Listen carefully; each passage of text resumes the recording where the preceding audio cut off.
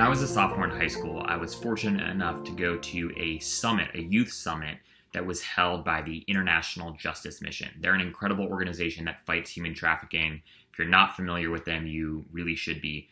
Anyways, the summit was filled with lots of content, a really cool lineup of speakers, but it was actually the MC that said something, the MC who said something that really stuck with me.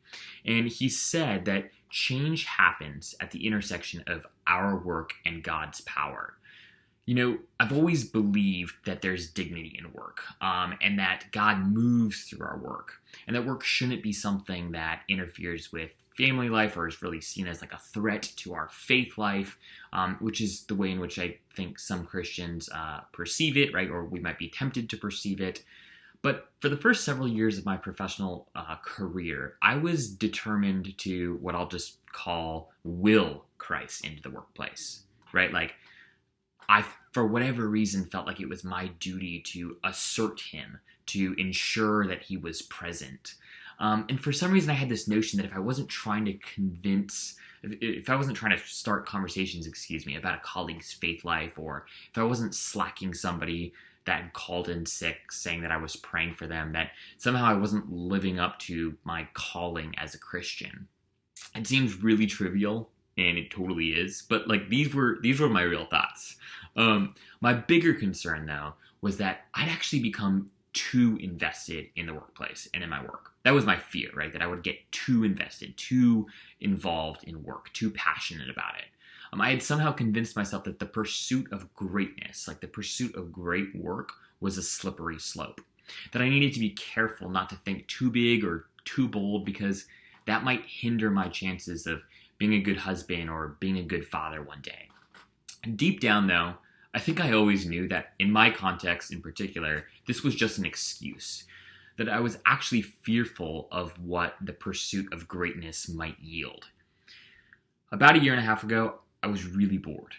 I thought about moving on to a different agency. I worked for a creative marketing agency. I thought about maybe going to grad school or even doing something a little bit more obviously related to the church in, pursuit of this notion, right, of finding my mission. As I pressed deeper into these thoughts and prayed into them, prayed into really the why behind my desire for change, I realized it was really ultimately grounded in fear. Fear that pursuing greatness might threaten my faith, fear that building something new within the context of a legacy agency would be impossible, and that fear that my entrepreneurial spirit, and my real love for the hustle, right, would be stifled if I didn't make some sort of drastic change. And the funny thing about fear, right, is that it doesn't come from God. So over the next several weeks, I consumed an ungodly number of podcasts and books featuring wisdom from, the greatest creatives, the greatest technologists, the greatest entrepreneurs of our time, all again in this effort to try to figure out what my mission was. And so one morning I'm on a run, and I'll never forget this. I was actually listening to an interview with Bob Iger, who was then the CEO of Disney, and it hit me. Zach, my name is Zach, by the way, hi. I'm obsessed with stories of founders, creatives, and entrepreneurs. They bring me so much joy, so much life, so much inspiration. And yet, the accomplishments of the Steve Jobs, the Bob Igers, the Elon Musks of the world, right, totally pale in comparison to the creator-in-chief. God is the greatest of entrepreneurs. And therefore, his people, right, like you and I, his people, should be the most creative problem solvers, the most successful entrepreneurs, the greatest of ideators, because their identity, right, our identity is rooted in the creator himself. So when I got home from the run, I felt compelled to draft a one-sentence statement describing my professional desires, something like a personal/professional mission statement. And what I came up with is the following. I want to help build Charity Waters and Arizona State Universities. Now, these are organizations that I believe to be on the cutting edge of innovation, technology, and creativity in the nonprofit and higher education space. So after I came up with this realization and realized, okay, wow, like at least for the now, for the foreseeable future, this is where I want to focus my time, my skills, my energy.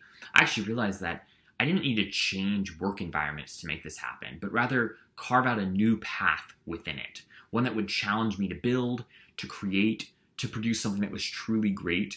And this funny thing happened, right? As I started worrying less, as I stopped worrying about all of the what ifs, right? All of the what ifs. What if I get too consumed by my work? What if I end up not being a good husband? What if I end up not being a good father, right?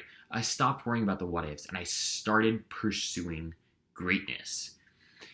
I began to connect and grow in deeper relationships with colleagues who were on the same path, right? Oriented towards the same goal. Vulnerability is something that comes really easy when you're working tirelessly with other people to produce something that's new, right? To create a new product, to develop a new service. There's tons of vulnerability that goes into that process, right? And so when you're oriented towards the same goal as a partner in crime, it's easier to be vulnerable with them. So, the pursuit of entrepreneurship, the pursuit of great work, of authentic change has actually opened up for me an incredible number of doors to share the love of God. People respect greatness, okay? Say that again. People respect greatness. We're socially wired to. And the greatest of greats lives inside each one of us. The greatest of greats is Christ himself.